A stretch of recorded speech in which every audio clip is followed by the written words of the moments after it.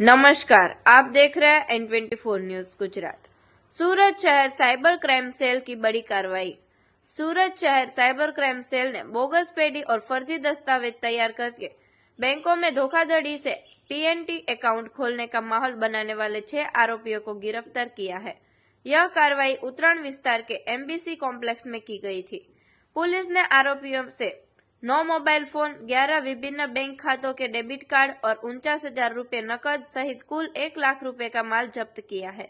आरोपियों ने बैंक खातों के मालिक की गलत जानकारी और फर्जी दस्तावेजों का उपयोग करके करंट अकाउंट खोले और फिर इन खातों में अवैध लेन देन।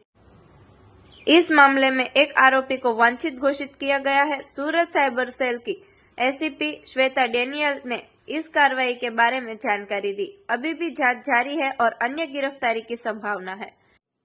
પોલીસ કમિશનર સરની સૂચના અનુસાર સુરત શહેરમાં સાયબર ક્રાઇમને લગતી જે ગેરકાયદેસર પ્રવૃત્તિઓ થતી હોય, બેંક એકાઉન્ટ, સિમ કાર્ડને લગતી અને ફેક ફોર્મ વગેરે એને લગતી પ્રવૃત્તિઓ પર નજર રાખવા અને તે અંગે કાયદેસરની કાર્યવાહી કરવા માટે જે સૂચના આપવામાં આવી હતી તે અંતર્ગત સાયબર ક્રાઇમ પોલીસ સ્ટેશનના પોલીસ ઇન્સ્પેક્ટર શ્રી YS ગામિતનાઓને અને તેમની ટીમને તથા ASI મયુરીબેનને આ અંગે બાતમી મળતા તેઓની ટીમ દ્વારા ગઈકાલના રોજ ઉત્તરાયણ પોલીસ સ્ટેશનમાં આવેલ MBC જે કોમ્પ્લેક્સ બિલ્ડિંગ છે તે ખાતે રેડ કરવામાં આવેલી હતી। સદર રેડ દરમિયાન આ કોમ્પ્લેક્સની અંદર એક અન્ના કોરાટી એન્ટરપ્રાઇઝ કરીને એક શોપ મળી આવેલ હતી, જે ત્યાં આગળ રેડ કરતા કરંટ બેંક એકાઉન્ટનો જે સામાન હોય, ચેકબુક્સ હોય, ડેબિટ કાર્ડ્સ હોય અને પાસબુકને એ પ્રકારની જે બેંકને લગતો સામાન છે તે મળી આવેલ।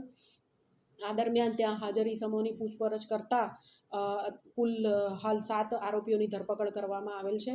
સ્થળેથી મળી આવેલા આરોપીઓને જોઈએ તો નરેશ ગોકુળભાઈ ધડુક, અનિલ નાગેશ્વર ગિરી, કમલેશભાઈ વિઠ્ઠલભાઈ જોશી, કિશોર છગનભાઈ સભાયા, પ્રફુલ્લભાઈ રાઘવભાઈ પટેલ વગેરે સ્થળથી મળી આવ્યા છે તથા ત્યારબાદ પૂછપરછ દરમિયાન રજનીભાઈ ખૂંટનું ઇન્વોલ્વમેન્ટ લાગતા તેઓની પણ ધરપકડ કરવામાં આવી છે।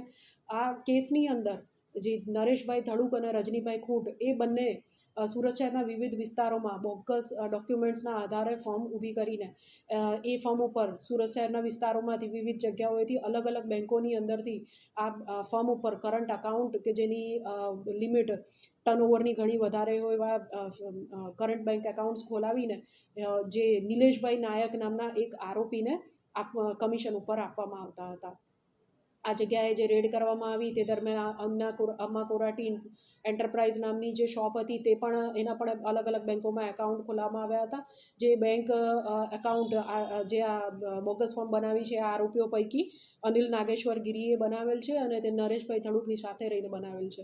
આ ઉપરાંત આ ગુનામાં જે આરોપીઓ પકડાયા છે તેઓએ દરેકે પોતાનું બેંક એકાઉન્ટ ભાડે આપવા માટે આ રીતની બોગસ ફોર્મ ઊભી કરેલ છે, જેની અંદર કરંટ અકાઉન્ટ ખોલાવીને એ લોકો આગળ સાયબર ક્રાઇમ આચરવા માટે આ એકાઉન્ટ્સ ભાડે આપવા માટે આ પ્રવૃત્તિ કરતા હતા।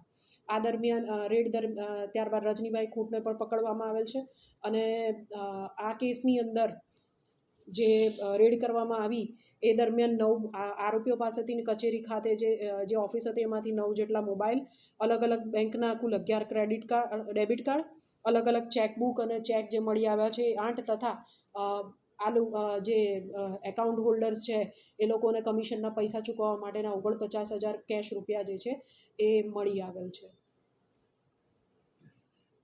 देखते रहिए N24 न्यूज गुजरात, सिर्फ हम तक ही नहीं सब तक।